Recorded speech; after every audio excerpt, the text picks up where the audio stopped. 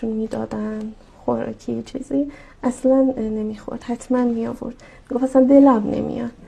یا اینکه بلند پیش دوستاشون میگفتن مثلا یکی دیگه برم دارم برای خانومم. بعد من میومدم گفتم همینجا این کار نکن، درست نیست، مثلا من خودم خجالت میکشم، معذبم چون همدیگه رو میبینیم ممکنه توی مهمونی یا جایی. بعد ایشون گفتن اتفاقا من به قصد این کار رو میکنم تا یاد بگیرن که به همسرشون احترام بذارن، به همسرشون محبت بکنن.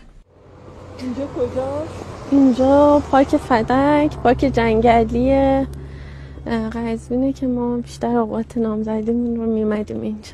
پس کلی خاطره داری؟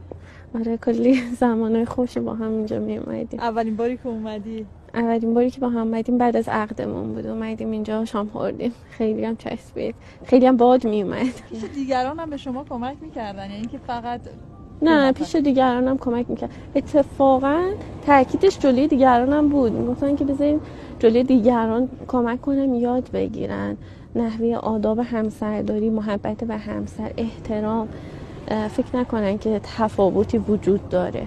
خیلی خیلی توجه میکردن به این مسئله. بعدم این که ایشون خب بالاخره یه روحیه لطیف احساسی داشتن دیگه، این چیزا ازشون بعید نبودش.